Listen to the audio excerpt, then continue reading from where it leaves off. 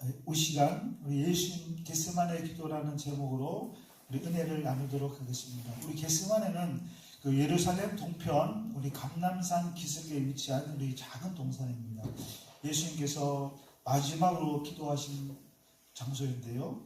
즉 공생의 마지막 밤이었습니다. 이때는 가룟 유다의 배신이 임박했고 곧 예수님이 잡혀가실 그때였습니다. 겟세마네 이름이 참 어쩌면 너무나 예수님의 상황과 맞아떨어졌는데요. 기름 짜는 틀이라는 것이었습니다. 마치 예수님의 영혼이 짓눌리고 마음의 고통이 쥐어짜듯이 고통의 시간을 예수님은 보내셔야만 했습니다. 그때 예수님은 세 번 동일한 기도를 하나님께 온전히 올려드리셨고요. 이때 몸부림치는 그 기도의 내용의 핵심이 바로 오늘의 그냥 말씀에 나눌 내용입니다. 무엇보다 인간의 연약함을 예수님은 그대로 다 가지고 계셨고 두려움도 그대로 다 가지고 계셨습니다. 왜냐하면 하나님의 아들이시지만 우리의 죄를 그대로 담당하셔야 되기 때문에 그 모든 것을 가지신 상태로서 기도하실 수밖에 없었습니다. 그럼에도 불구하고 우리 주 예수님은 하나님의 뜻에 온전히 순종의 기도를 드리셨습니다.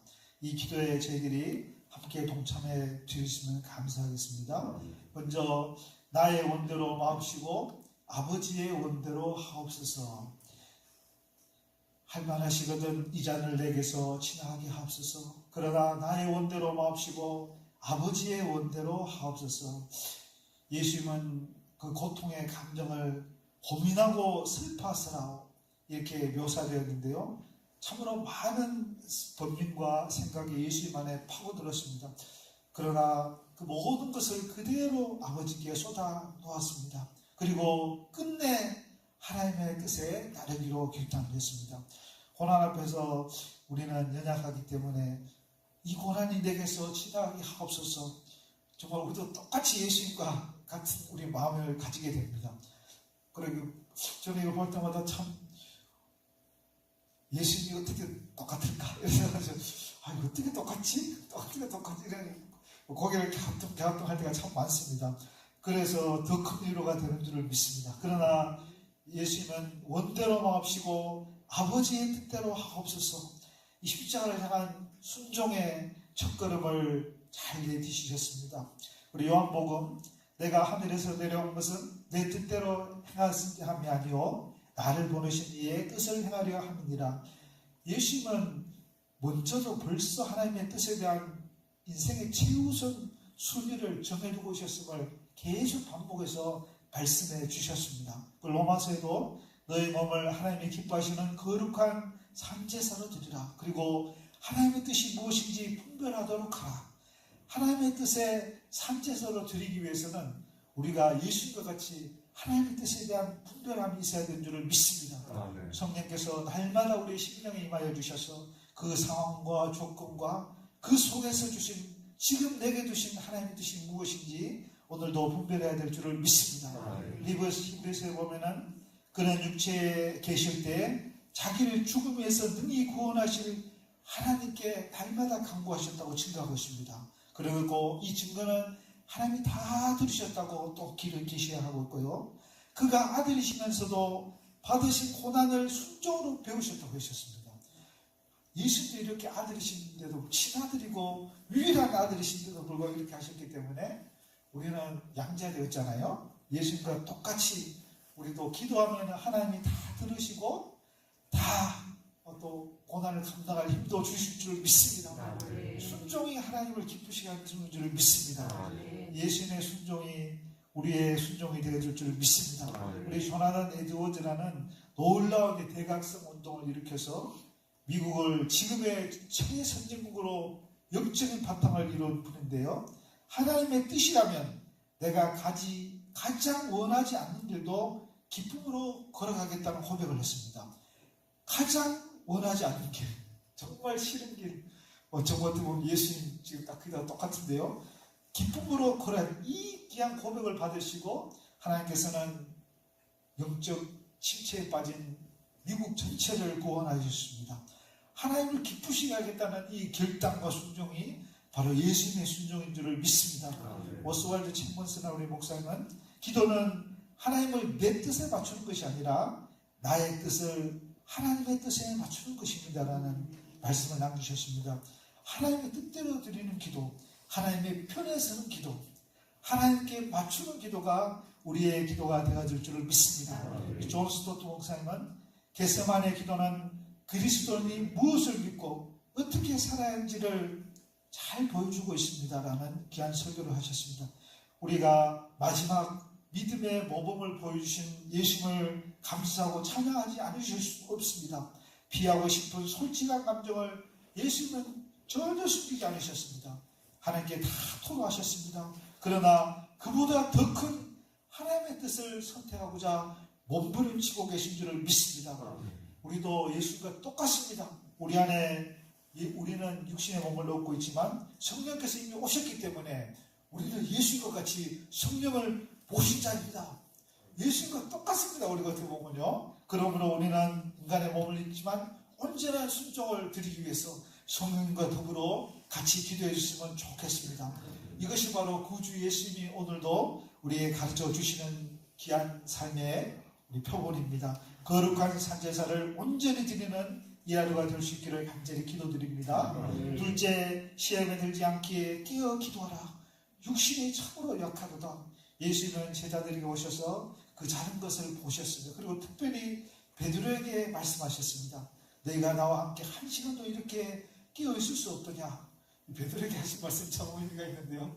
베드로가 내가 닭 울기 전 내가 세 번 나를 부인하리, 이 말씀을, 이 미래를 너무나 따뜻하게 예수님은 바라보셨기 때문에 특별히 예수님이 베드로에게 말씀을 하셨습니다. 시험에 들지 않게 깨어 기도하라. 마음에는 원이로되 육신이 약하도다. 베드로가 마지막 세 번째 닭이 딱 울고 나서 참으로 가슴을 칠 수밖에 없었습니다. 마음은 원이죠. 예수님 죽은 그날까지 따라가겠습니다. 그러나 육신의 두려움과 고통 가운데서 질 수밖에 없은 것이 우리의 한 모습인 줄을 깨닫습니다.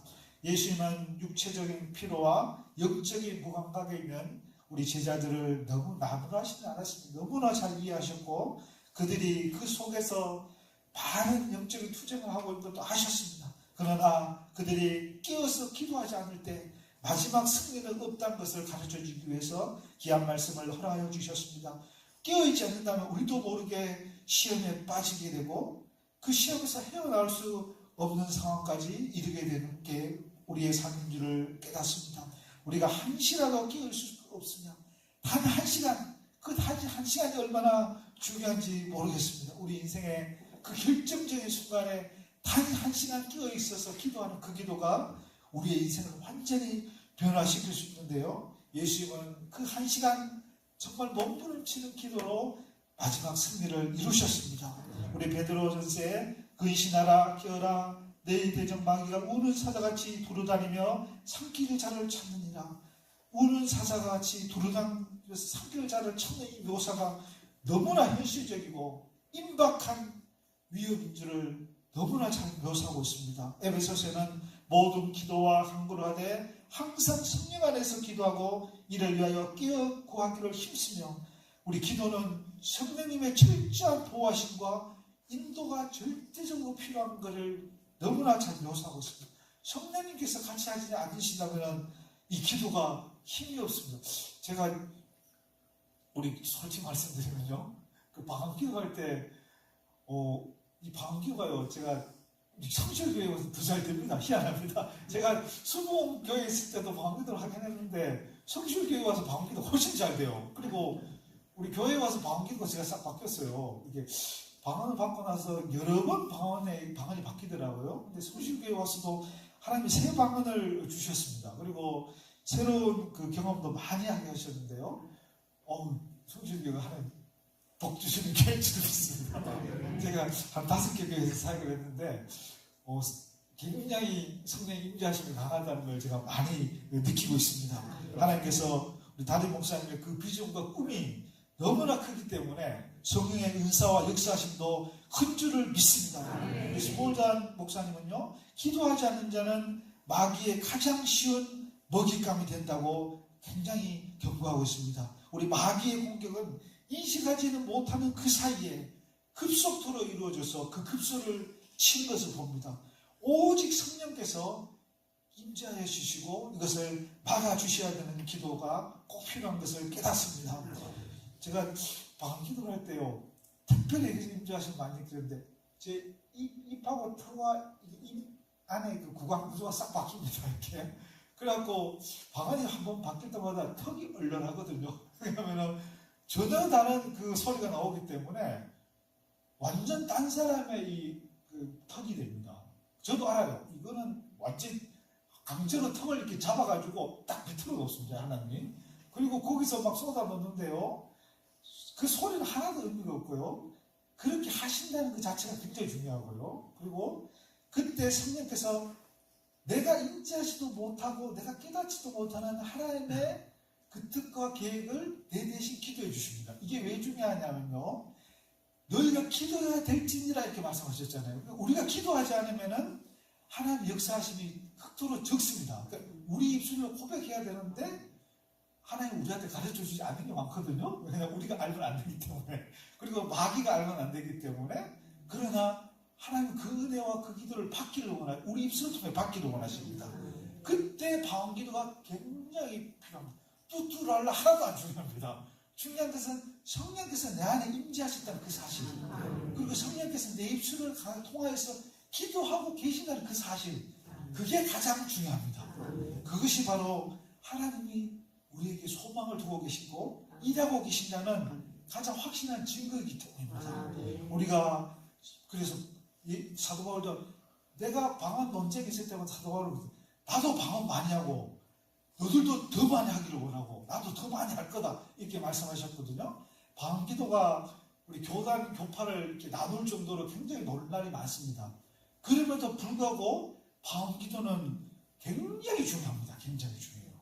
하나님께서 우리에게 은혜로 주시기 때문인 줄을 믿습니다. 우리 셋째로, 보라 때가 가까웠으니 일어나라 함께 가자. 우리 예수님은 3번 이 기도를 철저히 반복하셨습니다. 그러나 마지막 기도를 마치시고 일어나실 때는 더 이상의 고민도, 더 이상의 자기 연민도, 더 이상의 슬픔도 주저함도 하나도 남아있지 않으셨습니다. 그리고 하나님의 때가 완전히 왔음을 선포하셨습니다. 저희들에게 보라 때가 가까이 왔으니 인자가 죄인의 손에 팔리느니라. 일어나라 함께 가자. 보라 나를 파는 자가 가까이 왔느니라. 예수님은 바로 그 순종의 결단이 필요한 것을 확신하셨습니다. 그리고 순종으로 하나님께 산제사를 올려드렸습니다. 겟세마네 기도, 기름 짜는 그 틀, 거기서 모든 인간적인 약함을 다 성령으로 더불어 다 짜내셨습니다.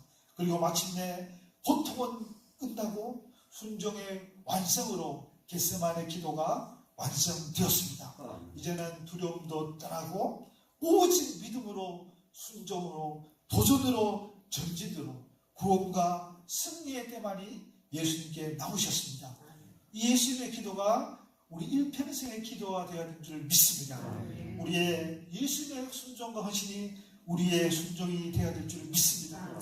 이 기도를 통하여서 하나님 모든 영광 받으시고 많은 열매, 좋은 열매로 하나님께서 복을 주실 줄을 믿습니다.